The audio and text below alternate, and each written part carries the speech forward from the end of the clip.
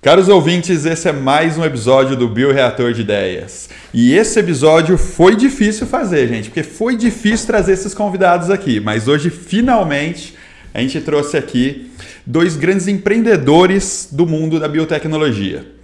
Eu sou o Vlad, vou guiar vocês por esse mundo dos micro-organismos e hoje vamos falar de negócios, de empreendedorismo. Eu estou aqui com o Alexandre e a Isabel, que são fundadores, cofundadores da Biota Innovations. Muito obrigado por vocês terem vindo, apesar de ter esperado tanto vocês virem. Fica mais difícil, fica mais gostoso, né? Ah, com certeza. Esse que é o último episódio dessa temporada. Uau. Então tinha Vamos que ter encerrar, então? Com chave de ouro aqui. Maravilha. Nós agradecemos, viu, Vlad, o convite, principalmente a insistência, né? Mostrando que ele estava importante nesse ecossistema. Sem dúvida. Não, e assim, né, gente? Até para quem não nos conhece, né? A gente tem um relacionamento a longo prazo e eu fazia questão de vocês estarem aqui. E já vou adiantando, antes da gente chegar no final e falar isso no final, eu quero que vocês voltem também. Segunda temporada. Quem sabe a gente vai gravar lá na Biota também, algum especial, né? Visitando vocês. Vai ser um Enfim, prazer. Mas obrigado novamente. E eu queria começar para jogar, né, para o nosso ouvinte, nosso telespectador, ele entender como é a história de vocês, assim de uma maneira, né, curta, mas como que vocês se conheceram primeiramente? Porque no final das contas a gente não faz sociedade com qualquer um, né, Alexandre? É verdade. Você encontrou a Isabel lá na rua e falou, vamos fazer sociedade aqui? Não foi assim, né? Na verdade foi bem diferente. Primeiro, obrigado, Vladimir, obrigado você. a essa excelente ideia aqui do podcast. São Bioreatores. várias ideias, né? No Bioreator. Esse nome é ótimo. E as ideias fermentam, né? Então Boa. isso que é legal, né? Então eu achei que o trocadilho aqui ficou show. Por exemplo, a ideia da Biota, ela fermentou mais de 10 anos. Olha só, Eu então... acho que a gente pode até contar que a gente encontra o controle biológico muito antes, né? Já que vai contar uma história, a gente pode contar... Vou fazer, Deus, a minha rápida aqui, depois a Isabel faz a dela. Eu sou gaúcho, todo mundo já Não sei se o pessoal percebeu, Tchê. Que Será? barbaridade, né? Tirando que você torce pro Colorado, que eu sei, né? Eu sou gremista, gremista, meu time do coração. E, bom, eu sou natural lá do Rio Grande do Sul, né? Região noroeste do Rio Grande do Sul. Qual a cidade mesmo, Alexandre? São Luís Gonzaga. São Luís Gonzaga. São Luís Gonzaga. Lá é um local, né, da cultura gaúcha, do missioneirismo, das parjadas e várias outras. Hoje o município gaúcho que tem mais agricultura irrigada é lá. Então tem muitas coisas boas para falar daquela cidade. Eu nasci lá naquela cidade, cresci sempre, a gente fala aqui na região centro-oeste, na roça, né? Mas lá ela fala fazenda, fazenda, No lavoura, campo, no Pampa, no Pampa. Nós estamos próximos do Pampa ali, do bioma Pampa. E sempre envolvido com o agro, né? Então, quando jovem ainda, o pai fomentou para que eu fizesse o técnico agrícola. Bacana. E lá no técnico agrícola, né, o professor hoje já falecido, Mário Zaleski, um excelente professor que tinha ideias bem doidas para a época, e ele é um dos incentivadores para estarmos aqui, mesmo sem ele saber disso aí. Olha só, que bacana. bacana. Que Que legado bacana, né? A história. Uhum. Olha só, né? A agricultura todo mundo já conhece como é que era feito e tudo mais. Então, assim, ó, a minha cidade é um dos berços do plantio direto. Então, lá também tudo começou em São Luís Gonzaga, com os clubes Amigos da Terra. E essa escola em especial, ela tinha uma horta de 25 hectares. Uma horta gigante, fazia feira na cidade. E naquela época também, eu sou daquela época que os alunos... 90 e poucos, né? Vamos botar o pessoal numa escala. Estamos na década de 90 agora aqui, né? 93. Então lá, o Brasil não era tetracampeão ainda, né? Não. Era aquele negócio, né? 1993, né? E aí Acabou, esse professor, ele tinha ideias malucas de biofertilizantes. Naquela época, isso aí era só bicho grilo que Por falava exemplo, isso, ele né? usava plantas de cobertura, né? Que naquela época era algo Era plantava, já colocava outra, ele não Mas tinha o que isso, foi né? mais intrigante foi o seguinte, no primeiro dia de aula, ele mandou a gurizada trabalhar, né, na horta da escola, 26 hectares, os alunos trabalhavam, hoje não pode mais, né? Antigamente era assim. E aí tinham 2 canteiros de alface. Um canteiro que tu olhava assim, bonito, o solo vermelho, a terra bem vermelha, um latossolo, e as plantas de alface, você identificava da cara que tinha um canteiro de alface. E no outro você só enxergava brejo. brejo, caruru, tiririca, beldroega, erva gorda. Isso, mas cadê a alface? Ele falou, aqui também tem alface. Aí pediu assim, ó, 5 alunos no canteiro limpo, 5 alunos no canteiro sujo. Vocês vão aqui e busquem as melhores alfaces que vocês encontrarem, as mais bonitas. E nós fizemos isso e voltamos e botou 5 de um lado, 5 do outro. E daí chamou a turma. Vamos olhar aqui, vamos analisar quais eram as mais bonitas, as do canteiro sujo. Olha. E aí começa. E aí vocês ficaram, por que será que ali que estava? Aí ele começava a falar. Pessoa, né? Sem dúvida. Não, ele deixou um legado em você enorme, assim. Olha a importância dele na agricultura. Exatamente. Em 1993 não tinha agricultura orgânica, ainda nem agricultura regenerativa, não tinha nenhum conceito estabelecido. Aí saí dali, fui fazer faculdade em Santa Maria, Universidade Federal de Santa Maria, fui fazer agronomia. E na semana da calourada assisto uma palestra da Ana Maria Primavesi, que é uma das ícones, né, da agricultura hoje regenerativa. Né? E na sequência, uma que foi minha professora por muito tempo, orientadora, a professora Helena Blume, da fitopatologia lá da UFSM, e ela fez uma palestra de tricoderma. Olha, tricoderma, lá nos anos 90 ainda está ainda, né? Era 2000. Era 2000, porque daí... você estava no facu, desculpa. Eu dei uma idade maior para ele sem querer aqui. Então você vê, as coisas acontecem às vezes com uma simples ideia. Sem dúvida. Uma simples ideia que plantou a sementinha e ficou fermentando na sua cabeça. Ficou fermentando porque aquilo me entregava demais, né? Aí eu chegava em casa, a cultura tem bastante italiano na família. Então os pomares, o solo, tudo era solo com a agricultura convencional. Então vamos lá. Estamos lá nos idos dos anos 2000, Alexandre lá, calorão na Faculdade de Santa Maria, saindo, tomando, né? Tomando meu chimarrão. Seu chimarrão, estudando muito nos barzinhos da cidade lá, né? Exato. Mas, né, se encantando ali com onde a Isabel estava, né? Vamos fazer um corte, vamos lá onde a Isabel estava. Onde que ela estava nessa hora? Eu nem conheci Isabel. Mas ela já era nascida. Se ela falasse que não era ainda, mentia a idade aí também, né? Não, a Isabel, Vlad, ela nasceu em Barra do Ribeiro, né? Uma cidade que é 56 quilômetros de Porto Alegre, ali é região metropolitana. É uma região muito importante do ponto de vista de produção de eucalipto, né? Por conta de algumas indústrias de celulose e papel que nós temos lá. E também na produção de arroz irrigado. Esse é o principal. Também venho de uma família de agricultores muito simples, morava no interior, né? E lá eu começo a fermentar ideias, uma Isabel criança ainda, de ser cientista. Olha lá, já brincando com aquele kitzinho de química, aqueles negócios. Não tinha recursos para tal, né? Brincando. Mas era assistir a Globo. Assistir a Globo. Lembra do Clube da Ciência? Sim. Era o meu sonho. Olha. Participar do Clube da Ciência. E já era uma pequena cientista, olha lá. Isabel com 10 anos de idade, eu queria ser engenheira genética. Olha, e é engraçado que quando a gente tem essa idade, a gente tem uns sonhos que depois... queria ser veterinário, mamãe. Aí o cara vai lá e vira outra coisa, né? Sim. E aí eu vou, depois a gente vai para a cidade, que é Guaíba, vou fazer biologia, diferente do Alexandre, que eu acho que é uma das grandes fortalezas que nós temos na biota, é essa nossa complementariedade, né? Onde eu tenho um lado mais de mecanismos e um lado mais filósofo de biólogo, né? Enquanto ele vem com uma parte muito técnica, tipo assim, Bel, Isa, desce. Mas eu acho que isso é importante, né? Numa sociedade. É uma fortaleza nossa, assim. Ter dois iguais não adianta, né? Exatamente. E aí eu entro em 1998 na Faculdade de Biologia e no terceiro semestre... Lá na Unicinos. Na Unicinos, ali em São Leopoldo. São Leopoldo, Leopoldo. E aí no terceiro semestre de faculdade eu começo a fazer microbiologia e na primeira aula prática eu comento com a professora Márcia Heloísa que eu amava microscópio. Na primeira aula. E ela disse, por que não vem fazer um estágio conosco? Isso em 99. Nossa, no seu primeiro ano de faculdade, ela te ofereceu para... No terceiro semestre. Terceiro semestre. É o começo do segundo. Começo do segundo ano. Ela te ofereceu para fazer estágio. E aí eu entro. Aí eu começo com um estágio voluntário, onde eu trabalho fazendo análise de qualidade de ar, análise de qualidade de esgoto. Aí depois eu começo a trabalhar com Bovéria baciana, contagem de núcleos de Bovéria para ver a variabilidade genética para o manejo de formigas cortadeiras. Aí você já começou a pensar, o que esse fungo aqui faz? Né? Mas vamos fazer um corte aí.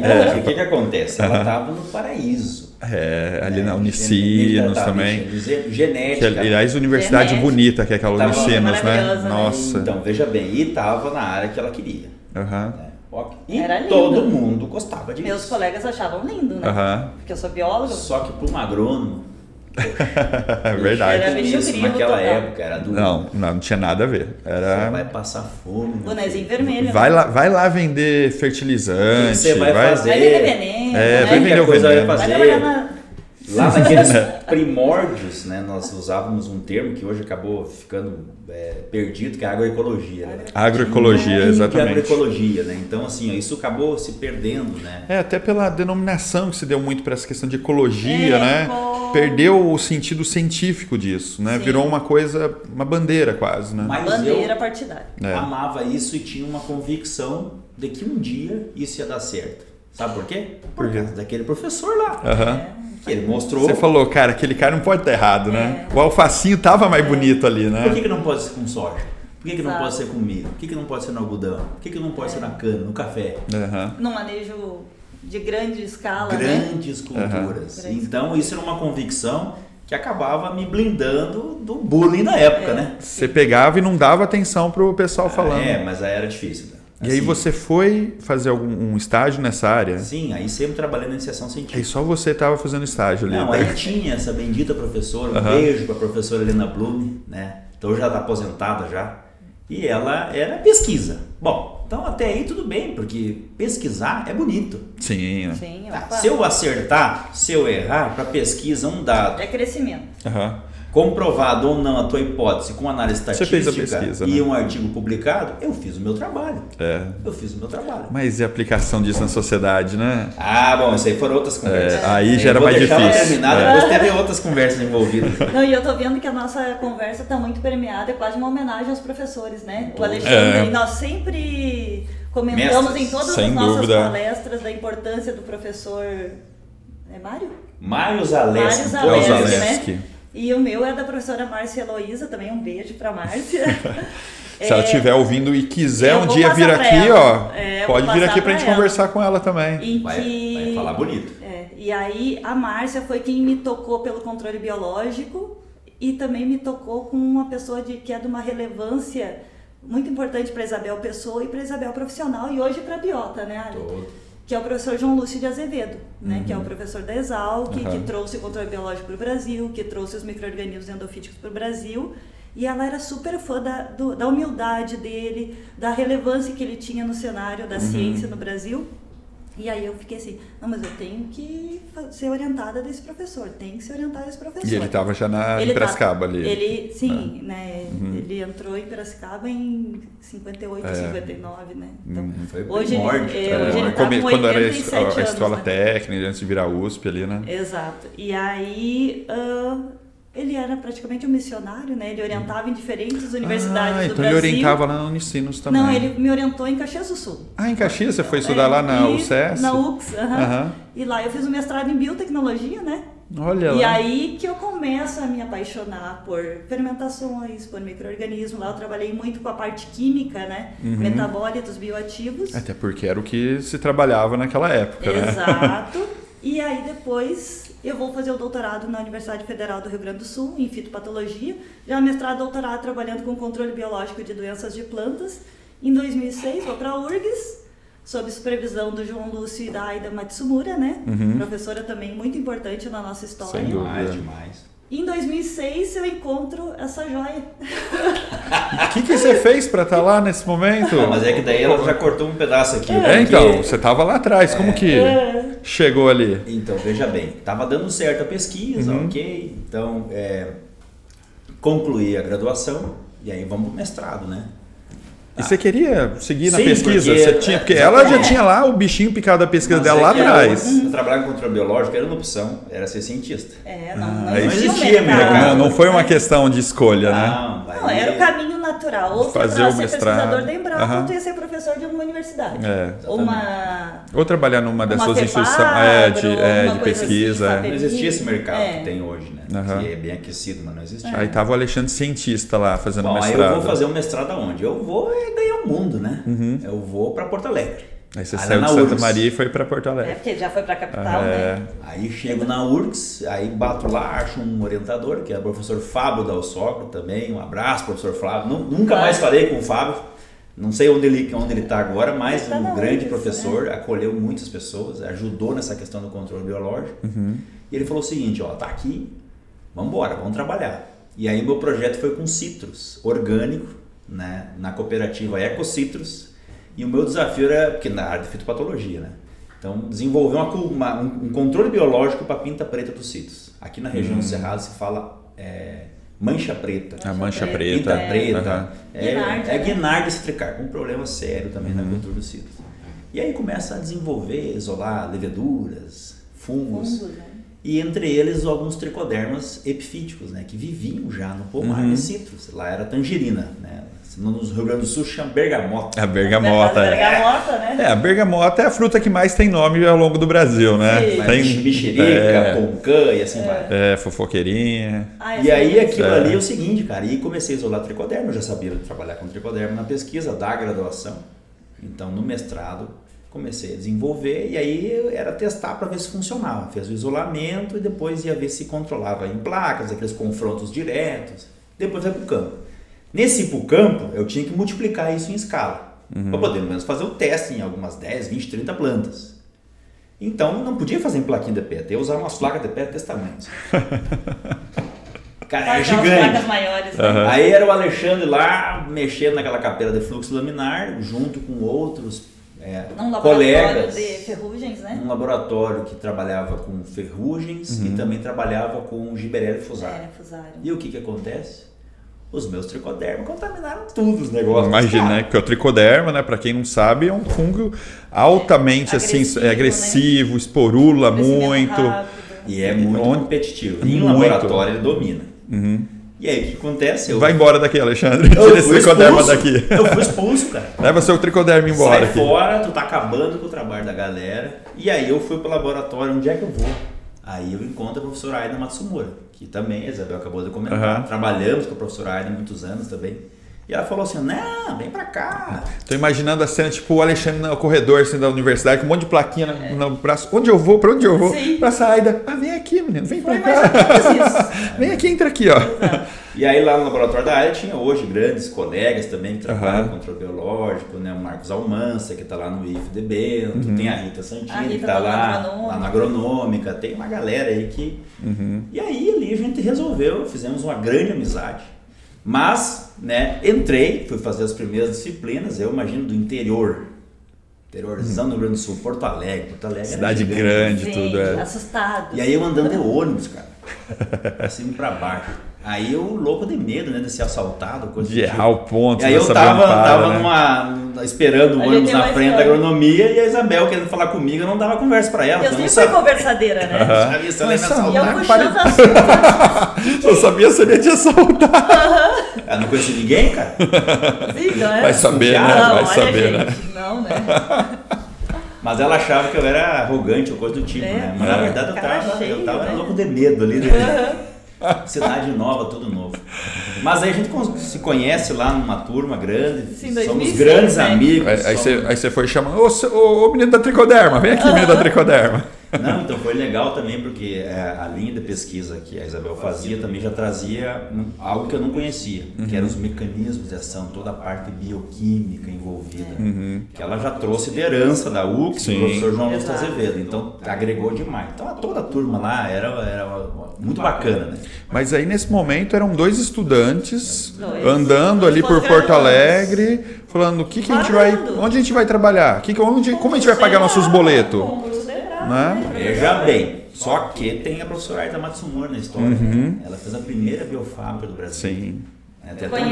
Conheço ela. Não sei se tu sabe que ela foi quem fez a primeira biofábrica. Foi pioneira nisso. Em 1994. Ela realmente é para quem não conhece, pesquisar um pouco mais sobre ela. Tive o prazer de conhecer ela, conhecer, né, os filhos dela ali e tudo. E realmente...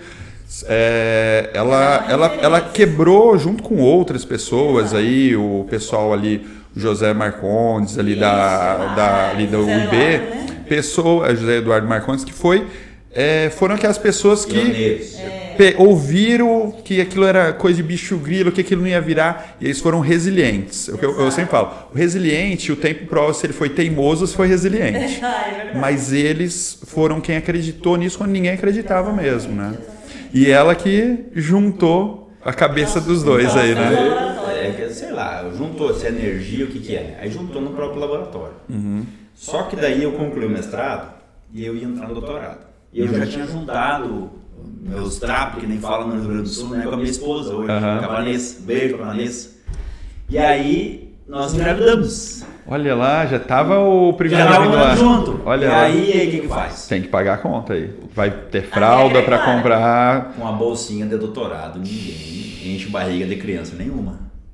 E aí as coisas vão empurrando, né? E nesse momento a Aida também já estava com a biofábrica dela. Com a biofábrica dela, trabalhando. E ela falou assim, vem trabalhar aqui. Vem trabalhar aqui, ajuda, vamos, tu é bom de comunicação, vou fazer palestra. Mas aí você foi trabalhar na parte de pesquisa, não, de dentro do laboratório mesmo? É que você tem todo esse perfil comercial, a gente não consegue imaginar isso, né? Eu desenvolvi isso ao longo do tempo, não tinha isso. O que acontece, né? Então a gente tinha o conhecimento, né? E tínhamos, imaginávamos, vislumbrávamos como que isso poderia ser na agricultura real. Então, assim, era uma venda de conceito. Aí, o que eram os trabalhos iniciais? Vai fazer palestra para que as pessoas queiram testar. Vamos disseminar a ideia. Consolidados. Mas eu rodei 10 anos com vendedor para cima e para baixo. É aí que eu aprendi a ser comercial. Pensa que isso é 2008, né? Sem dúvida. Ainda estamos falando de um período que o biológico não tinha a dimensão que tem hoje. Aí se brincava que o tricoderma, o quilo da grama do tricoderma era o mesmo preço que o quilo do ouro. Nossa. Pela raridade. Vendia pó de esporo. Olha só. E aí a gente começou com alguns trabalhos e foi indo, foi crescendo. Só que a empresa era pequena da professora, então a gente fazia tudo. Então foi uma grande escola, né? Que bacana. Administrativo, parte regulatória, pesquisa também, porque as formulações não estavam prontas. Nós tínhamos que ir lá no campo testar, pegar as reclamações, trazer para dentro de casa e arrumar. E lá em 2008, você foi lá trabalhar, a Isabel continuou lá na universidade? Enquanto o Alexandre estava correndo o campo aí, quebrando a cabeça com esses manejos de mofo branco e fusário, nos pivô, né, Ali, que provavelmente vai falar depois, eu estava finalizando meu doutorado e aí eu entro num projeto Furnas para o controle biológico do mexilhão dourado, que é um molusco. É uma coisa totalmente diferente, né? Uma praga de alto impacto. Que gruda nas embarcações, né? Gruda nas embarcações. E sempre trabalhei muito com bactéria. Enquanto o alho ele teve uma pegada mais fungos, tricoderma, você foi mais na bactéria. Levedura, eu tenho uma super, não é nem uma queda, é um tombo pelas bactérias, né? Bactéria e biologia molecular é a minha paixão, né? E aí, enquanto eu estava fazendo a minha pesquisa, também já estava com o Ângelo nascido, né? O meu pequeno. Começa a haver uma demanda, um surgimento do problema dos nematóides e... Então, assim, então é isso aí, cara, porque vamos pegar lá em 2008, 2009, o que acontece? Ninguém acreditava em nematóide. O produtor não acreditava. Foi um trabalho muito grande. Hoje, o principal insumo biológico, em termos de volume de venda, são os nematicidas, né? Os bionematicidas. Só que lá não tinha. Então, a gente tinha que ir no campo mostrar que existiam nematóides. Eu andava com um microscópio velho. Eu levava... Aquilo é um kit. Eu coloria nematóides na raiz, né? Com suco Tang, cara. De uva. É um ótimo corante. Rapaz, você pega, é muito fácil. Ensina pra galera. Pega a raiz, lava a raiz, descolore ela no hipoclorito, depois tu lava ela de volta, bota no suco Tang e bota pra ferver. De uva, né? E depois tu pega e lava de novo. Aliás, faz uma lana. se a Tang quiser patrocinar o nosso podcast, estamos abertos a proposta. É o corante Bordeaux que colore nematóide. E aí você botava no olho, aí o agricultor olhava, caramba. Geração de demanda, né? Então, assim, olha os nematóides aqui na coisa. Porque assim, ou morreu por calor, ou morreu por seca, ou coisa do tipo. Então, assim, eu também ajudei nessa parte aí, a diagnosticar. Bom, visto que havia um problema, então nós já conhecíamos a microbiologia. Sabíamos já que nematóide conceitual, é um ambiente do solo. Então, assim, o que compete com os nematóides, né? Fungos e bactérias. Então, o que acontece? Só que os fungos, era o tricoderma principal. Então o tricoderma estava meio que carimbado, era fusário e mofo branco. Uhum. Aí eu digo, não, mas vamos ter que trabalhar com os bacilos. Aí eu falei com a professora, vamos chamar a Isabel. Tem alguém lá que gosta de bacilo lá na universidade. Existiam já várias cepas já dentro das universidades, e as empresas também estavam selecionando, agora vamos fazer esse negócio funcionar. Inclusive a Isabel comprou o primeiro reator da Albion, né? Não pode deixar. Aliás, até eu estava esperando a deixa para eu entrar na história. Porque a gente já está chegando ali 2011, 2012. Eu trabalhava numa outra empresa, assim, né? Já trabalhava na área comercial. Peguei o aviãozinho, fui lá no Rio Grande do Sul. Aí falaram, tem uma empresa lá perto do aeroporto, assim assado. É uma doutora lá da universidade. Aí fui lá. Quem que eu conheci, caros ouvintes, lá? Esses dois trabalhando lá sofrendo para produzir, cultivar, mas isso lá atrás ainda. 2013, 2012. 2012, aí passou 2013, eles estavam lá ainda, tudo.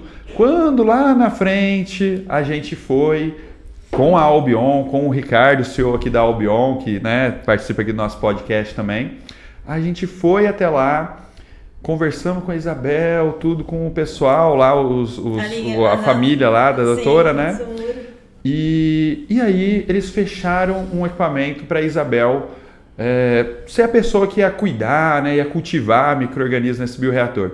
O que aconteceu então, Isabel, que você não ficou em Porto Alegre? Você foi embora a hora que a gente foi instalar? Eu comprei, mas não recebi, né? Essa parte da história mudou tudo. Brigou pelo projeto. Brigou pelo preço. Fez tudo. E aí na hora de instalar aconteceu uma coisa na vida da Isabel que de certa maneira fez surgir a biota. Exatamente. Os gaúchos foram para onde no final das contas nesse momento? Eu brinco que gaúcho é praga, né? Onde tu vai todo lugar. Porque ele tem esse espírito pioneiro e desbravador, né? O que acontece? É aquela coisa que a vida pessoal, ela entremeia a vida profissional. O principal motivo de eu não ter recebido o bioreator da ICB foi um aspecto pessoal, onde meu marido, ele foi convidado, eu costumo brincar, né? Ele foi convidado... Convidado à força. Ele tinha algumas opções, ele poderia ir para Cuba, ou explorar o mercado de trabalho, ou ir para Uberlândia. Não, é engraçado que você está falando, mas para o pessoal entender, é sério isso. É sério. O explorar o mercado de trabalho, para quem não entendeu...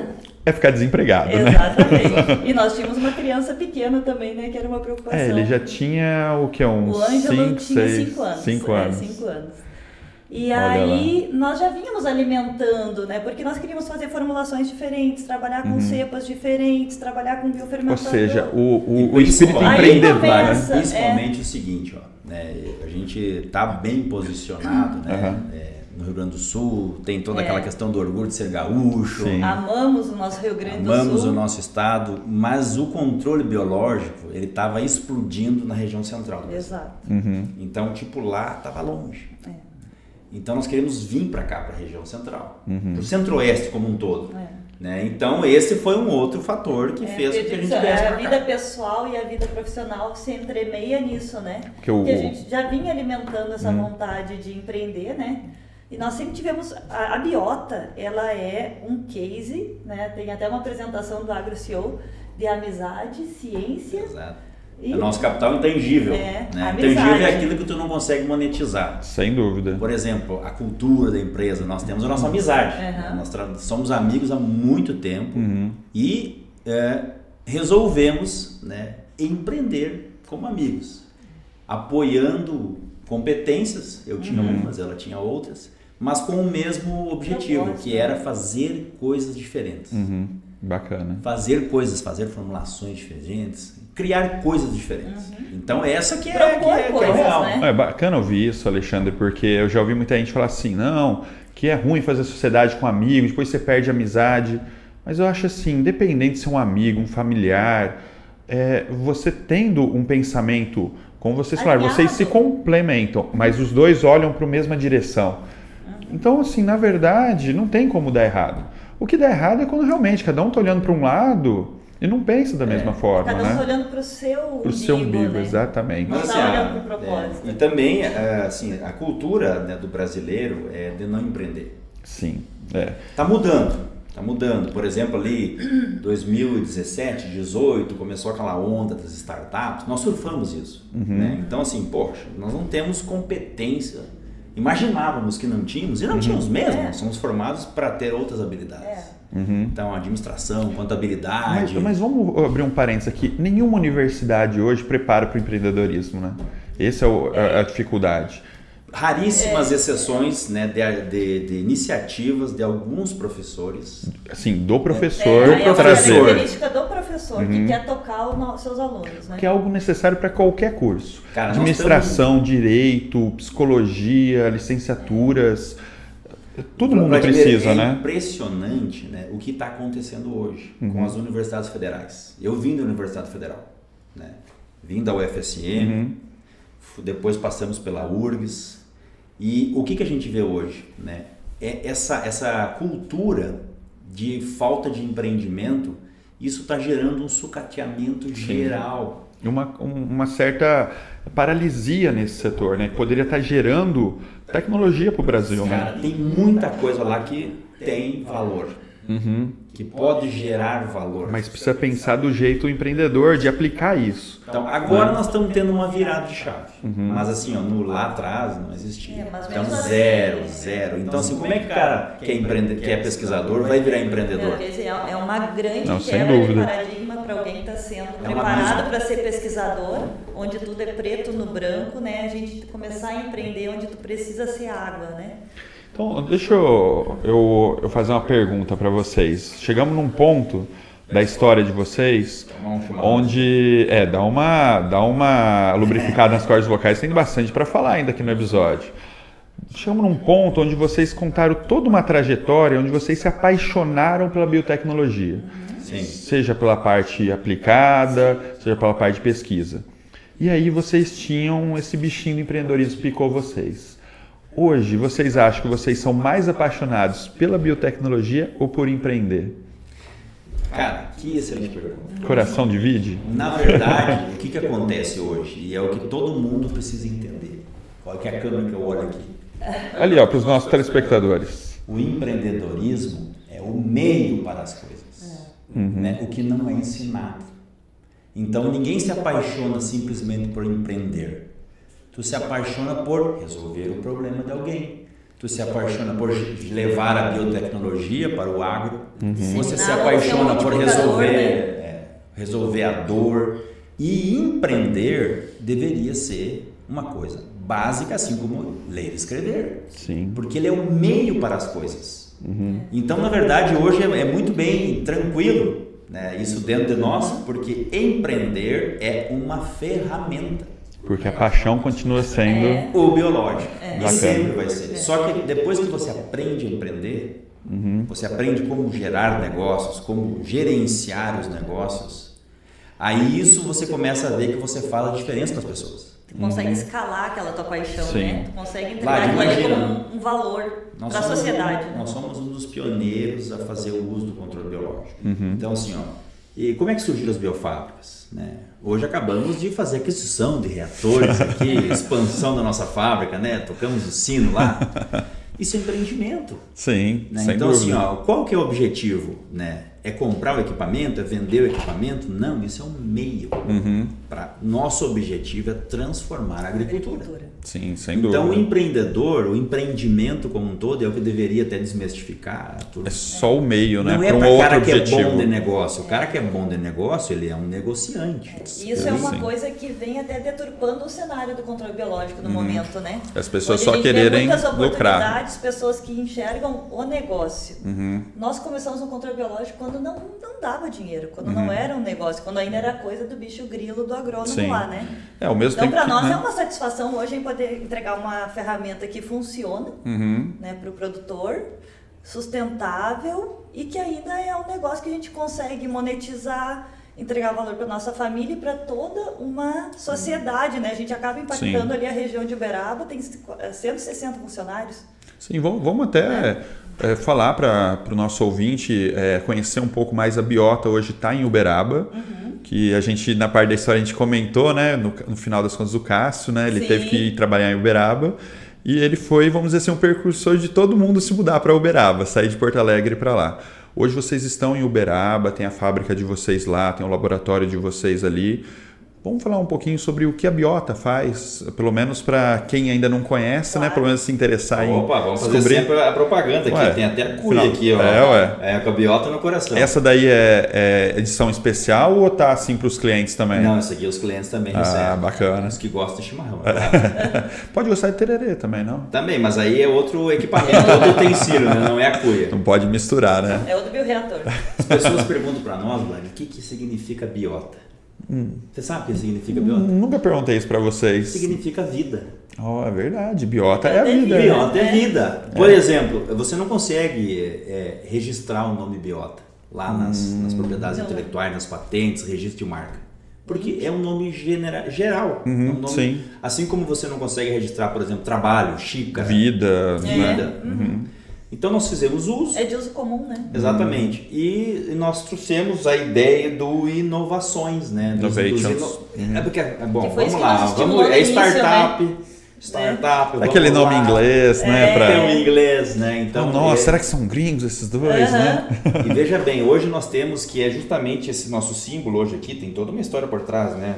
Hoje já... A mão. É a mão, né? Que seria a pesquisa, é o pesquisador, é o suporte que gerencia, né, de maneira racional, né, os recursos naturais para viver com sustentabilidade e tudo mais. Né? Social, econômico, ambiental, aquela coisa toda.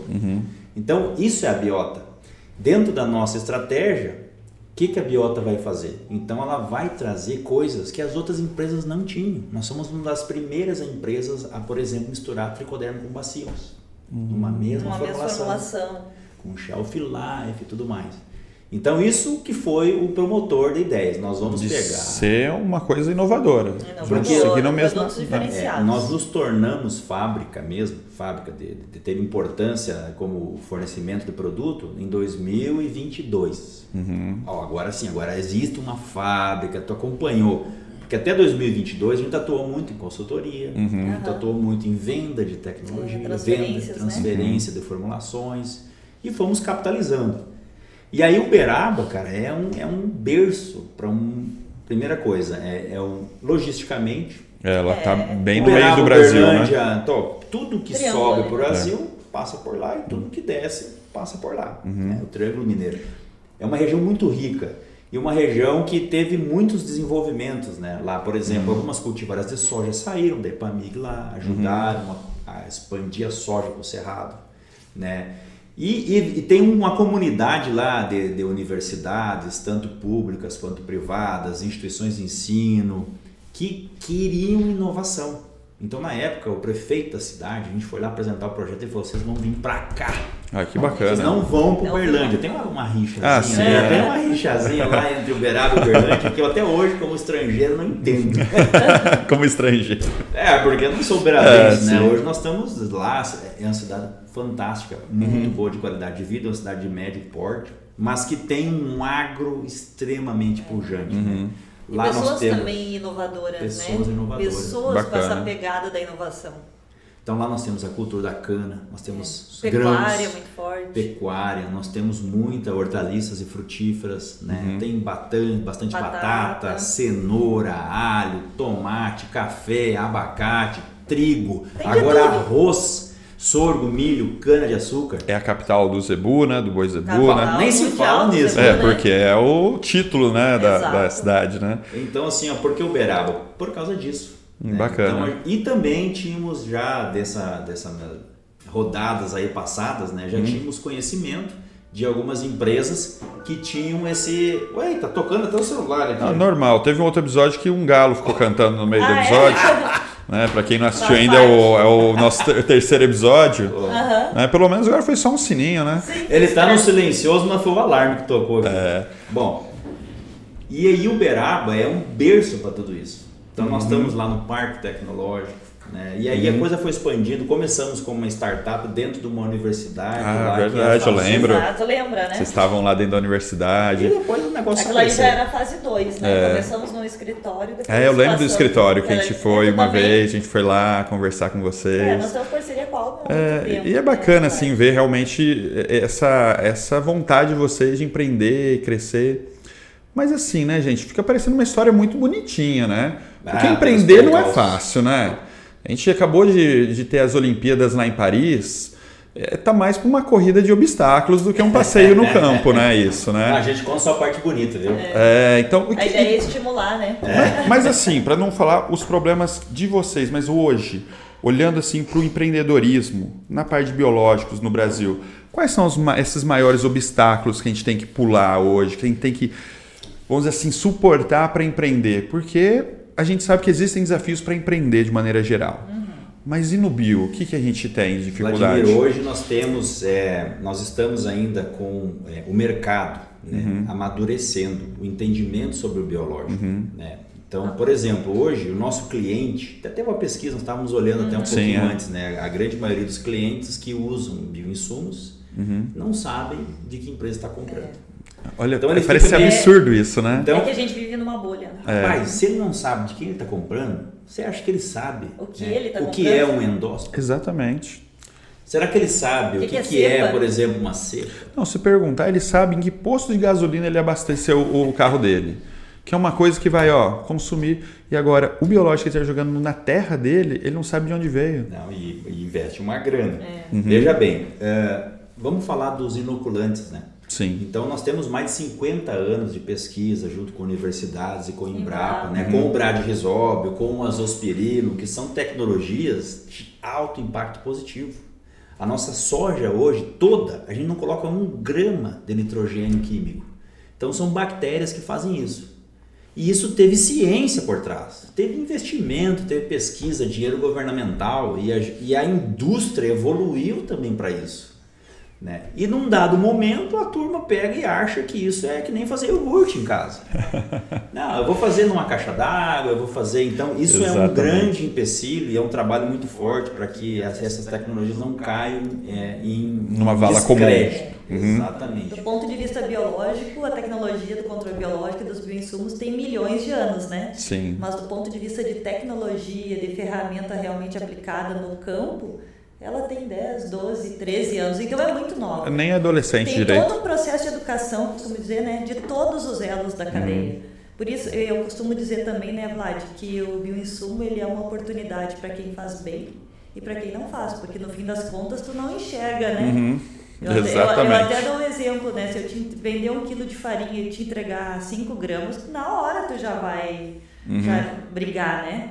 Pelos teus 995 gramas. Exatamente. E o biológico, né? Quantas a gente sabe? Então tem todo o processo de educação, saber o que é qualidade em produto biológico, né? Por exemplo, equipamentos e procedimentos industriais para multiplicar micro-organismos não é brincadeira, né? Então, até aproveitando aqui o nosso telespectador, então a gente é regulado, né, pelas agências reguladoras, né? Nós temos a parte toda aqui, quem faz a gestão disso é o Ministério da Agricultura, né? Se é produto agrícola, ele ou está na lei dos agrotóxicos e afins, né, que lá deriva uma parte aí dos biológicos, são os produtos microbiológicos, os macrobiológicos. Temos a lei dos corretivos, fertilizantes e inoculantes, né? Então, mas assim, botando tudo isso no caldeirão, quem que olha para isso aí? Quem que regula isso aí? O MAPA, a Anvisa e o IBAMA. Então, até hoje, né, os nossos, por exemplo, um bionematicida, que é composto, por exemplo, uma bactéria do gênero Bacillus da espécie subtilis, é um bionematicida. A gente tem que fazer testes toxicológicos, né, para ver se vai ter problema no coelho, para ver se vai... E não pode ser em qualquer laboratório, tem que ser um laboratório credenciado, com regras internacionais. Regras internacionais. A nossa legislação hoje é uma das mais avançadas do mundo. Então, quando a gente vai para o ecotoxicológico, a Anvisa quer saber isso aqui vai... O IBAMA, né? O IBAMA, desculpa. Então, assim, tem todo um arcabouço regulatório, e esse arcabouço regulatório, né, ele também evolui com o tempo. Né? Ele estamos nesse processo, né? Ele está totalmente pronto? Não, tem muita coisa para evoluir. Mas hoje o aspecto regulatório ele também protege o produtor. Né? Por exemplo, ele tem procedimentos, tem um registro. Então, o que a gente vê hoje? A gente vê o entendimento do usuário, do agricultor. Ele sabe que aquilo ali passou por uma certificação. Ok. Ele já entende. Ele já entende que é bom. Por isso que o mercado cresceu. Por isso que as coisas se estabeleceram. As grandes empresas hoje, os grandes conglomerados agrícolas, eles têm auditoria interna, têm procedimentos, precisa de registro do produto. Coisa que é exportada e que passa por uma produção integrada de frutas, por exemplo, tem uma rastreabilidade. Então, você tem que ter um receituário agronômico. Hoje os biológicos já saíram do receituário agronômico. Mas, enfim, tem toda uma cadeia ainda que tem que se evoluir. Sim. Mas viemos crescendo a passos largos. Sim. Então, o biológico está crescendo. Esse não é o principal, hoje, mais problema. Então, a gente já conseguiu superar e já entender. Aí vem uma segunda fase, que é o seguinte: eu vou comprar. De quem? Ou então, a que preço? Ou então, o seguinte: você tem a quantidade que eu quero? Você tem o volume necessário?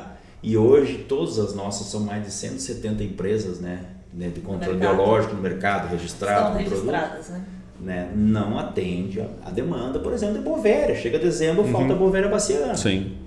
Não, então, hoje, são muitos desafios na indústria, desafio em vários lugares. É uma corrida de obstáculos, realmente. Porém, para nós, né, como uma startup, que não tivemos rodada de investimento, temos orgulho disso, que viemos dando os tombos e fazendo o negócio crescer da maneira orgânica, aí tem outras coisas que não sei se esse podcast vai dar para atender todo mundo, né? Se necessário, a gente faz parte 1, parte 2. Fica tranquilo. Mas a mentalidade é importante. Né? Por exemplo, assim, como a gente veio sempre de algo que ninguém acreditava, tu vai criando uma coraça. Vai criando uma coraça. E aí, assim, o começo é difícil, é que nem um foguete, né? Ele vai subir, ele vai gastar 90% do combustível para sair 1 metro do chão. Então, por exemplo, o empreendimento, né? Quando nós trabalhávamos todos como pesquisadores, nas empresas, tínhamos salários bons. Então, a hora que você sai dali... Daí você não ganha mais nada, né? Cara, não está mais garantido. E aí você vira hard work. Eu acho que é a perspectiva versus a segurança, né? Que é o grande paradigma do empreendedor, né? Nessa balança, o que pesa mais para ti? É a segurança num emprego tradicional? Não tem certo, não tem errado, são perfis, né, Vlad? Ou é uma perspectiva de mudar a agricultura, de montar a tua empresa, de impactar a sociedade, a questão do como é o seu mindset para encarar isso. Você está disposto a encarar, você está disposto... Pagar o preço, né? Pagar o preço, literalmente. É pagar o preço de noite sem dormir, de às vezes dias que você fica longe dos seus filhos. Mas aí você fala, vale a pena correr atrás desse sonho? Sim. Se vale, você suporta qualquer coisa. Cada um faz a sua escolha. Né? Mas aí a coisa evoluiu, né? A Biota foi se consolidando, a gente foi trabalhando a questão dos registros, né? E hoje a Biota é uma das principais empresas que fabrica produto para as outras empresas. Então nós somos muito fortes naquele chamado B2B. B2B. Né? Ou seja, eu faço uma venda de um produto para outra empresa levar no consumidor final. Mas que no final das contas vocês estão entregando tecnologia para essa empresa. Sim, a tecnologia e não produto. Desenvolvimento nosso. Nosso modelo nosso, registro nosso, desenhos técnicos dos produtos nossos. Fabricação nossa. Fabricação nossa, não é o chamado tolling, né? Sim. Eu vou lá, uso só minha empresa, só minha fábrica. Né? Sim, então a gente cresceu nisso. Bacana. E deu um rolo lá. Rodou e agora o negócio ele embalou. Bacana. Ele embalou e nós temos uma missão, né, dentro desse universo que né, em 2050, isso aí não só nós da Biota, como as outras empresas, o setor como um todo, que é em 2050 chegarmos ao mesmo número, né, de uso dos químicos. Mesmo nível de faturamento, né? Eu acredito que talvez a gente consiga essa meta até antes, não? Cara, sim, tem muitas coisas que estão avançando a passos largos. Né? Então, por exemplo, nos nematicidas nós já superamos. Nós somos 90%. Né? O biológico é 90% do uso. Somente 10% é químico. Então, agora outras doenças de solo, outras pragas também. Ainda tem que se avançar mais. Né? Pensa bem, o Brasil é o celeiro do mundo. Né? Sem dúvida. E o Brasil é campeão em uso biológico. A gente está na vanguarda desse mercado, assim, muito à frente. Né? Sem dúvida. Mas, pessoal, vamos então fazer um exercício de imaginação aqui. Os ouvintes aqui estão acostumados com esse tipo de trabalho aqui. Vamos imaginar, você já viram aquelas cápsulas do tempo? O pessoal escreve um negocinho, Hoje em dia tem até por e-mail, você manda uma cápsula do tempo. Também, né? Tem também. É que é pro espaço para ver se o ET acha, né? Mas que você muitas vezes escreve para você mesmo, né? Tem gente que enterra, hoje você pode mandar um e-mail que você vai receber daqui a 10 anos. Se a gente fizesse uma cápsula do tempo invertida, a Isabel e o Alexandre aqui em 2024 vão mandar uma correspondência para vocês lá quando vocês estavam na universidade. O que cada um de vocês aconselharia para vocês mesmo? Para falar, cara, presta atenção nisso aqui, ó. O que vocês mandariam de mensagem pro eu de vocês de 2008? Quer começar? 2008? Eu tenho várias mensagens que eu mandaria. Olha só. Várias. Nossa, mas o Alexandre 2008 vai ficar lá, cheio de coisa para ler. Ele vai ficar louco. A Isabel de 2008, desenvolva outras habilidades e abra a tua cabeça para outras coisas além da pesquisa acadêmica. Porque naquele momento eu me encontrava totalmente focada na ciência, né? Era aquela Isabel de 1990 e poucos querendo ser cientista, né? Hoje eu vejo a Isabel de 2024, enxerga que a de 2008 poderia ter acelerado o processo interno dela e até de aceitação do empreender, que eu acho que a grande virada é quando tem essa quebra de paradigma, desbloqueio. Né? Esse desbloqueio, né? Essa mudança que o Ali foi muito importante nesse processo comigo. Foi quase um coach, né? Vamos dizer, você estava com medo de pular na água fria e quando foi já mergulhou, saiu nadando, né? Era a Isabel da segurança, né? Você estava ali, não sei. Na balança era a Isabel da segurança, era a Isabel professora. Você queria que a Isabel de 2008 ali, ela falasse, Isabel, não fica com tanto medo disso. Dá uma olhada em outras coisas, vai fazer alguma coisa até de administração, que hoje é uma coisa que eu gosto bastante. Dá uma olhada, nem tudo é em triplicata, nem tudo é biologia molecular, né? Tenta passar esse teu artigo científico para uma ferramenta para a sociedade. Que legal. Acho que é isso que eu passaria para a Isabel 2008. E o Alexandre? O que você ia colocar nessa cápsula invertida aí? Primeiro que eu iria respeitar muito o Alexandre 2008, porque eram outros tempos. Né? Não dá pra gente pegar o mundo atual hoje. Cara, não tinha isso aqui. Ó. Não tinha WhatsApp. Tinha, mas era meio... Não tinha WhatsApp. Em 2008 não tinha. Era SMS. Não tinha o celular, mas era SMS. Né? Não tinha a velocidade que as coisas têm hoje, né? Tinha. Então, assim, nós éramos muito mais lentos. Né? O meu menino, agora há pouco, até os dois foram um intercâmbio. Pra Europa. Para onde isso foi? Os dois foram na Inglaterra? Que legal, gente. Não tinha essa oportunidade. É muito difícil. Naquela época era só quem tinha muito dinheiro para fazer isso. Mas eu tenho dois conselhos, né? Que eu vou usar dois exemplos práticos, né? Que na verdade é alguma coisa relacionada a mindset, né? Eu lembro que quando eu entrei na graduação, na UFSM, eu tinha que alugar um apartamento, né? Tinha os custos de transporte. E aí alguns colegas, não tem dinheiro para estudar. Cara, lá dentro, na universidade, o aluno, ele se enquadrava lá, se ele tinha uma renda mais baixa, ele se enquadrava como aluno carente e tinha alguns benefícios. Então o cara passava um dia, ele morava na casa do estudante, ele passava um dia inteiro com R$1 tomando café, almoçando e jantando. Então, assim, não é desculpa dinheiro. Não é. Dinheiro nunca vai ser desculpa. É um ótimo exemplo, né? Aliás, a biota é um exemplo. A gente sempre diz assim, que visão é mais importante que dinheiro. Sem dúvida nenhuma. Se eu assinasse um cheque hoje de 10 bilhões de dólares, só que eu ia falar pro Vladimir, só pode descontar daqui a 10 anos. Você tem esse dinheiro hoje ou há 10 anos? Conhecendo você, eu aceito esse cheque. Pode mandar para mim aqui. Daqui a 10 anos eu desconto ele. Então, veja bem, isso não foi ensinado para nós, nem na parte cultural. Então, assim, não tenha medo. Eu uso uma frase muito importante nas palestras que a gente faz aí do velho da van. Que ele fala o seguinte, não é porque você é do interior que você é inferior. Bacana. Então essa é do velho da van. Aliás, Luciano Hang, queremos você aqui também, se quiser vir participar. Trazer o velho da van para cá. É muito humilde, com certeza. Mas e esse pensamento realmente, às vezes a gente se diminui muito. Sim. E vai colocando como outros obstáculos que nem existem, né? Porque assim, o dinheiro não pode ser uma muleta. Né? O sonho de uma pessoa ou de uma criança não pode ser negligenciado pelas suas condições locais ou atuais. Por exemplo, você tem um filho, né?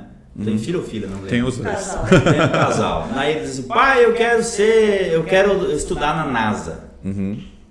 Hoje vai ser, vamos fazer de tudo para você ir.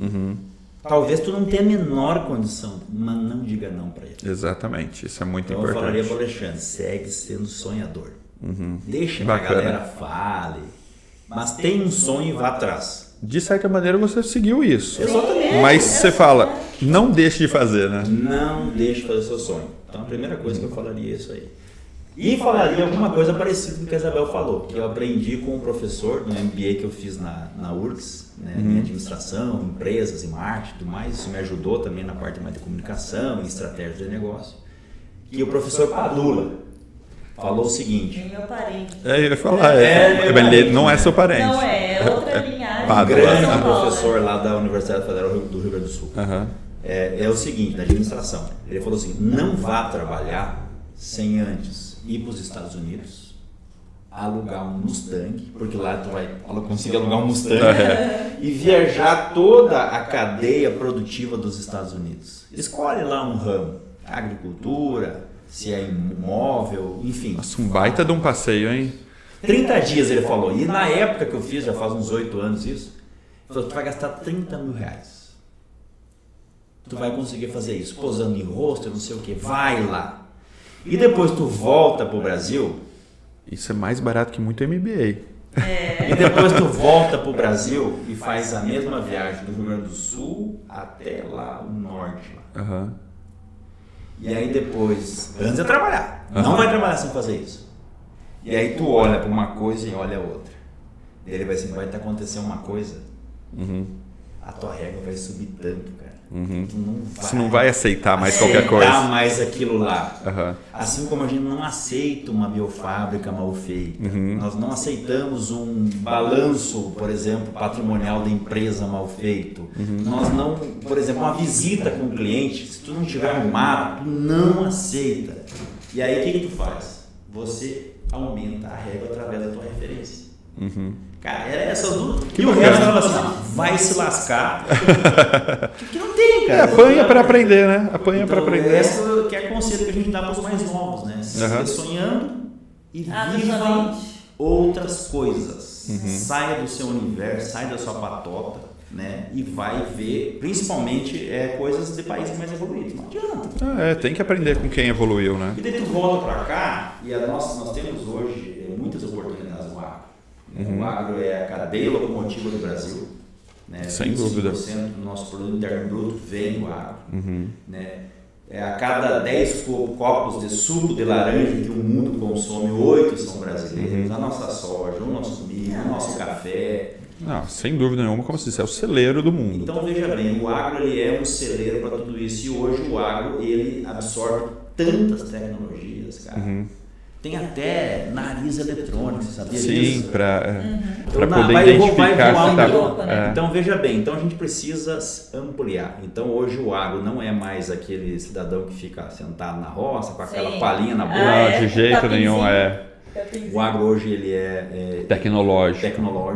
Sim. Né? Internet no meio da plantação. O agro não é o devastador. Não é o vilão, né? O vilão do meio nenhum. ambiente. Tá aí os bioinsumos mostrando isso. Não, sem dúvida. Cara, então é isso. Pega lá, segue sonhando e aumenta a sua renda. Ah, bacana. É isso aí, cara. Mas assim, pessoal, talvez, voltando aos desafios de empreender, eu acredito que, na minha visão também como empreendedor, a gente tem uma dificuldade muito grande numa coisa que é básica. A gente não empreende sozinho. A gente precisa de recursos humanos, né? Como o pessoal fala, o RH. E como vocês acham que é a maior dificuldade hoje em recursos humanos? A gente obter o talento ou a gente gerir o talento? No momento, acho que é obter o talento. É difícil. Gerir o talento é um desafio independente da área, né? Que cada um tem que... Mas como nós somos de um setor em que a tecnologia é recente novamente, a gente tem muitos doutores que foram desenvolvidos nesse setor, que sabem fazer aquela parte de isolamento, prospecção, mas agora entregam um reator de 5.000 litros para um recém-formado para ele fazer uma fermentação. Né? Nós não temos formação na parte de bioprocessos, nós não temos uma formação na parte de formulações, nós não temos disciplinas, não temos uma parte ainda, nós temos que fazer um desenvolvimento próprio, né?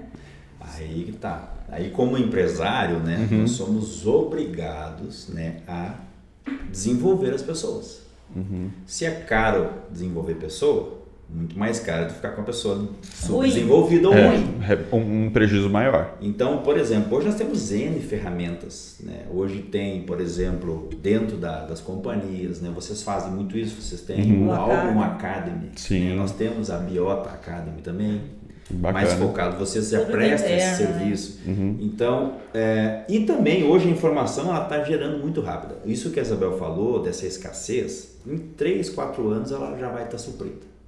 Porque o mercado foi e a turma vai buscar. Para poder trabalhar.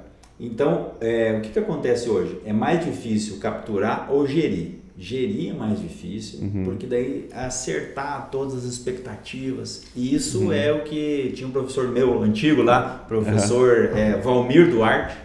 Mais um professor aqui. Mais um professor. É referência demais. Nós somos a média, né, das 5 pessoas que a gente convive, mas o nosso conhecimento é a média de muitos professores. Então o professor Valmir falava, se eu pegar e tiver um manual escrito de como ensinar alguém a andar de bicicleta que nunca andou, vai estar escrito, você tem que se posicionar no banco, não sei o que, vira o ângulo para cá, não sei o que. O cara lê tudo aquilo ali, né? A hora que ele montar, ele vai cair. Cara, aí o que é? É a arte. prática. A diferença entre a ciência e a arte. Exatamente. Então, é isso que ele falava para nós. Ciência e arte em gestão de pessoas, cara, elas estão conversando muito. Hoje nós temos muitas ferramentas, né, para gerir times e tudo mais. Mas as pessoas, primeiro, você tem que chamar pessoas que queiram participar. Não é só salário. Faz muito tempo que não é mais salário. Há muito tempo, As pessoas querem um propósito. Exato. Né? O nosso propósito é fantástico, né? Melhorar a natureza, produzir alimentos saudáveis. É mais fácil de vender, né? Só que, por exemplo, a gente também tem uma meta muito grande na Biota lá, que é sempre estar, né, que nem o professor Padula, né? Sempre buscar a excelência, que excelência já virou meio jargão, né? É sempre estar dando hoje, eu tô bom, comparado a ontem, mas amanhã eu vou estar melhor que hoje. Então a busca constante por melhoria contínua. Melhoria. Então é isso aí. E aí o profissional ele tem que entender esse ciclo, né? Que ele tem que estar sempre se qualificando. Sim. E cara, isso é difícil mesmo. Exatamente. E como é que a gente se qualifica hoje? Já mudou aquele negócio de sentar e estudar nas bancadas acadêmicas. Hoje tu tem podcast. Sim. A pessoa pode ouvir e aprender. Cursos hoje... Hoje a informação está disponível, né? A informação está tão disponível. Né? E hoje, por exemplo, já foi o negócio de falar inglês. Hoje é mandarim. É verdade. Mandarim, hoje você aprendeu mandarim, você é totalmente diferenciado do mercado. Nós estamos básico, né? organizando uma missão para a China. Tem muita coisa, nós temos que ir lá o ano que vem e tudo mais. Então, assim, é aquele negócio. Abrir a cabeça, buscar e, principalmente, ir aplicando as coisas que aprende. Que daí, assim, não tem mais essa, eu vou me formar e depois vou trabalhar. Cara, trabalhe junto enquanto está estudando. Que é bacana. Não, legal. Deixa eu fazer um outro exercício então com vocês. A Isabel citou quando ela falou com o eu dela do passado essa questão de desenvolver habilidades, né? Vamos imaginar que vocês dois estão andando aqui num deserto aqui, cheio de dunas de areia, de repente tropeçam numa coisa ali brilhante, né, dourada. Aí dá uma esfregada nela para limpar, sai um ser todo azul, grandão assim. Fala, vou te dar 3 desejos para vocês dois. Pra vocês dividirem entre vocês. Mas vocês têm que escolher 3 habilidades que vocês queriam ter para melhorar vocês como profissionais, como empreendedores. O que vocês iam pedir para o gênio dar para vocês? Se é 3 para nós dois, então nós vamos ter que conversar um pouco. Uma vocês vão ter que escolher juntos. Vocês se complementam. Sim. Então, provavelmente, alguma coisa que um tem, o outro não tem, mas talvez vocês tenham habilidades que vocês gostariam de ter, uma questão pessoal. Falar, eu gostaria de ser mais assim, sabe? E o gênio pode dar para vocês agora essa oportunidade. Bom, vamos pensando aqui, mas eu acho que uma das coisas aí que sempre também foi um diferencial é que a gente pudesse ter serenidade para enxergar longe. Cara, mas o cara fala, clareza, como assim? né? É clareza. Né? De uma visão mais importante que dinheiro. Né? Sim. Então, assim, mas o que eu preciso fazer para, então, assim, tirar os preconceitos? Se uma coisa tu não sabe, não adianta você já pré-julgar antes, né? Julgue. Então, assim, ó, é difícil para nós aí, ser humano. Assim, Sem dúvida. Então, mas se nós fôssemos sem preconceitos, se pudéssemos aprender com o outro tudo que ele pode, então, assim, ó, aquela palavrinha bonita lá, humildade. Humildade, Humildade. E é bem isso mesmo, a gente enxergar as coisas como elas realmente são. Às vezes a gente perde oportunidades na vida por causa disso, né? A gente tenta pré-julgar uma situação e deixa de fazer ou faz uma coisa achando que e não era nada daquilo, né? Veio tudo da nossa cabeça, aquilo nem existia. Sim. Que a gente sofre menos o impacto do emocional, né? Consiga ter uma visão mais fria das coisas. Exatamente, de ser um pouco mais, como ele falou, sereno, né? Isso inclusive, como a gente é muito apaixonado, né? A gente precisa, às vezes, calma, o que é real, o que é emocional. A razão, né? E a emoção sendo equilibradas ali. Exatamente. E você? Eu acho que essa é a vantagem da dupla também. Exatamente. A gente briga bastante também. Mas no final das contas, se não brigar, tem uma coisa estranha, né? Mas é a briga do crescimento. É uma briga construtiva, né? Como a gente gosta de dizer. Uma briga construtiva. E você, Isabel? O que você acha que a Isabel pode pedir para o gênio dar para ela? Eu acho que é um desenvolvimento de tentar ser menos técnica e mais conseguir abordar melhor, passar todos esses 25 anos que a gente tem em tecnologia do motor biológico para quem realmente interessa, né? Que é o produtor. Isabel precisa se comunicar melhor de uma forma mais... mais didática, talvez? Mais didática ou mais próxima, né? De conseguir falar a língua dele. Exato, é uma dificuldade que eu tenho. Até porque tem mais da parte técnica, né? Mas assim, cara, esse negócio é difícil, hein? O que o gênio realmente, porque daí o gênio faz qualquer coisa, né? Pode pedir qualquer coisa. Vocês querem... Cara, eu não vou falar para vocês pedir dinheiro para ele, porque a gente já falou que o dinheiro não resolve todos os problemas. Eu tô com um cheque aqui de 10 bilhões para descontar que é 10 anos, então eu que não vou pedir dinheiro pro gênio. Tu tá bem já. Não, tô tranquilo. Cara, veja bem, se nós tiver saúde. O problema é eu tenho medo da inflação daqui a 10 anos, se esse dinheiro vai estar valendo. Os 10 bilhões, né? Não pode ser em dólares esse cheque, Alexandre? Assina ele de novo. É ouro, é melhor, né? É em ouro, melhor. Tu viu os caras, tem uma estrela lá, tal, não sei o que os caras, que recém chegou agora a luz aqui no nosso... que é de outra galáxia. Parece não sei quantas toneladas de ouro tem lá. Olha lá, hein? Daqui a pouco vai ter gente aí fazendo foguete para ir para lá, hein? Minerando estrela. Cara, mas sinceramente, assim, se pudesse viver 300 anos, cara. Então... Para que a gente pudesse ver tudo acontecer, né? Isso que eu ia falar. E se o gênio der 300 anos para vocês dois viverem? Vocês querem manter por esses 300 anos a mente ou o corpo de 30? Mente. A mente? Pelo menos para entender? Eu tenho o direito de envelhecer, viu, Vlad? Acho que todos nós, né? A gente tem que saber viver. Não ficar buscando o corpo jovem. Eu tenho que ter qualidade de vida, mas eu quero ter lucidez. Porque isso é uma coisa realmente... Eu acho que todo ser humano tem um pouco isso, né? O que vai acontecer daqui a 100 anos? Eu queria estar lá para saber. O que vai mudar, né? Eu posso estar bem enrugadinha, não tem problema. Mas pelo menos para viver, né? Essas transformações. Eu quero estar lúcida para entender. Cara, o que tá meu avô paterno morreu com 96 anos. Meu avô... 94. Meu avô materno morreu com 96. Então, assim, eu acho que eu vou chegar perto dos 90 lá com certeza. A genética ajuda, né? Ajuda. Depois tu me conta, então, porque a minha não me ajuda tanto. Pra gente ir encerrando, eu queria fazer... A gente falou muito da empresa, tá? A gente falou muito de vocês também como pessoas, sim. Mas eu queria fazer uma pergunta, até para vocês não responderem biota. Qual que, pessoalmente, é a maior realização que vocês têm hoje, assim, que vocês falarem, nossa, isso aqui é o meu orgulho da minha vida?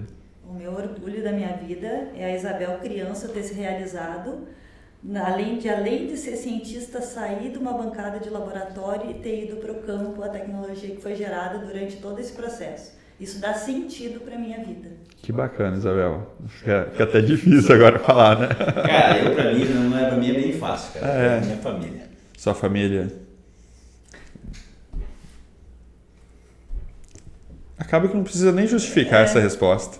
Porque realmente eu acho que tudo que a gente faz, todas as noites mal dormidas, a empresa que a gente, né, trabalha para construir é para quem, no final das contas? No fim das né? contas. Vocês, aliás, falaram, vocês tiveram filho de vocês antes, cada um teve o filho antes de ter a empresa. Exato. Fala a verdade, quando você olhava lá aquela criancinha, não dava mais vontade, cara, esse negócio tem que dar certo. Faz qualquer coisa, né?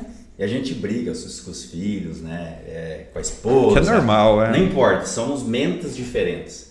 Mas aí tu olha assim, ó, eles são parte de nós, porém melhor. São uma versão melhorada nossa. Versão melhorada. Sem a dúvida. gente tem o compromisso de que E a família, melhores, ela né? não é só a família sanguínea, né? É a família amizade. Sem dúvida. Sem É a dúvida. família da biota, que hoje são mais de 160 famílias que dependem também, vivem naquele sistema.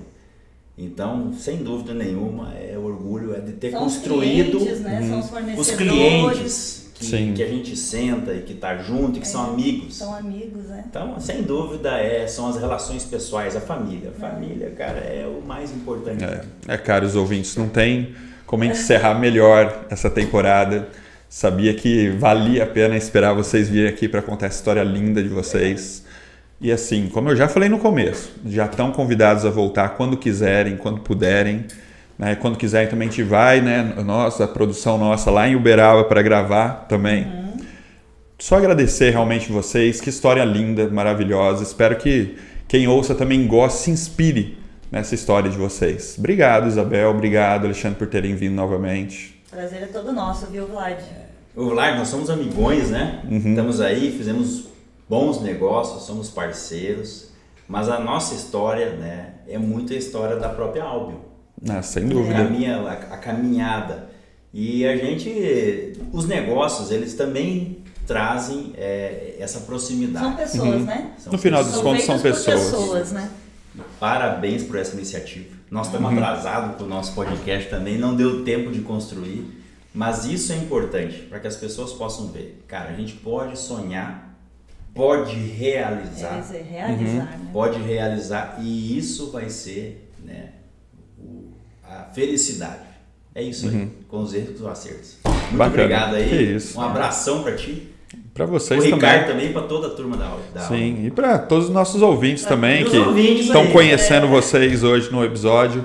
Caros ouvintes, assim a gente encerra a nossa temporada. Bom, fiquem ligados aí, talvez tenha um episódio especial para, né, para complementar.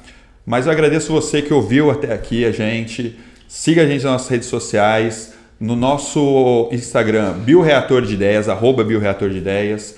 Se quiser e puder também, dá um feedback para a gente. Manda uma cartinha para a gente lá em bioreatordedeias@gmail.com. Agradeço vocês e até a próxima. Tchau, tchau. Tchau, gente.